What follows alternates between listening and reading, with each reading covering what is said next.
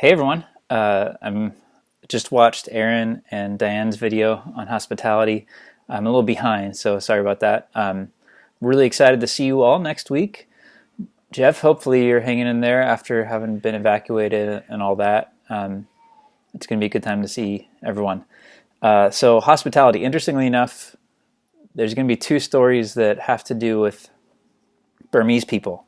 Because I think the times I've learned it the most have been when I've been exposed to hospitality and a culture that practices it way better than we do as Westerners. So I totally agree with everything you were saying, Aaron, about that. And so it was probably about 10 years ago on my second trip to Myanmar.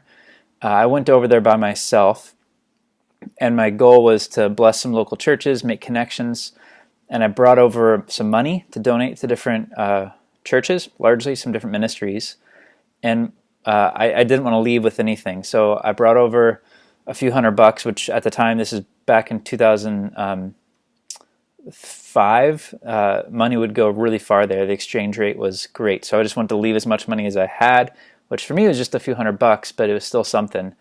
And not only did people cart me around and did I get to stay in people's houses, and they fed me and treated me as if I was part of their family. I mean, we are part of God's family, but they treated me so well. They spoke my language even though I was in their country, which is an extension of hospitality, something that I take for granted, and I think lots of us take for granted.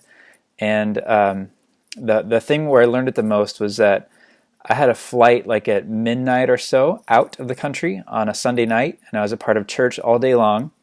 And that afternoon, they could tell I was tired, and they were going to take me to the airport afterwards, this one particular church that I was staying with. And they let me sleep on basically the couch in the family room for a few hours. And they wouldn't let me hire a taxi. They forced me to be cool with them taking me to the airport. And so they drove me to the airport, which is about half an hour, 45 minutes away.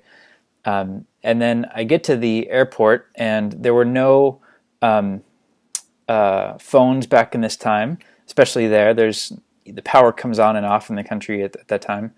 And they drop me off, and I get to the visa place, and I realize that as I'm walking up, I had forgotten that there's a $20 exit fee for Americans to leave the country. And I didn't have any money, so I couldn't pay the $20. And so I was kind of panicking, and I didn't know what to do. And I don't speak a lot of Burmese. I didn't speak any Burmese then, besides a couple things. Aaron, I can teach you a couple things if you'd like for your neighbors. And so I'm panicking and trying to figure out what to do. I'm praying, how am I going to get out of the country? Am I going to live in the airport for the rest of my life? And I remembered I had a business card that one of the pastors at the church I was just at gave me as a way to stay in contact with his email address and all that. And I went to a phone booth, which at the time there is a guy sitting at a table with a telephone on the table, and you pay him to use the phone. Well, I literally had no money, which is dumb. You should always have some cash on you when you're traveling, especially internationally. And so I ask them, I kind of show them the business card, and I say I have no money, but money on the card. I try to signal and gesture as best I could, and the guy lets me call. And I get through the other line, and I'm speaking English to my Burmese host, and the first person doesn't speak English, and they find somebody in the house that does. Keep in mind, it's late at night at this point, and I explained to them, I need $20. That's all I could get across. And they drove all the way back, and they gave me a $20 bill. And I had just left them with $60 as a donation, which goes a long way there. These are people who live off of a couple dollars a day. And they gave me $20 to leave the country. And they drove all the way back. And I remember distinctly, the guy who dropped it off drove up. You could tell he was tired. And he just said, Jesus loves you. Here you go. And I got the $20 and left. And since then, I've realized, like you said, Aaron, how bad we are as Westerners at, sorry if you can hear Elliot scream in the other room, how bad we are at hospitality and how much we have to learn. And so whenever our friends come here from Myanmar, like I do what they do for me. I try to drop everything in my life, and it's really hard for us. It's like super hard. We have so much going on.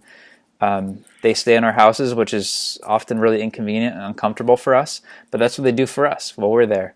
So hospitality is something I feel like I've learned a lot from other people, and it's actually easier to give it sometimes than it is to receive it, because that's where the vulnerability comes in. It was so painful for me to ask for that $20 from these people who had given me so much.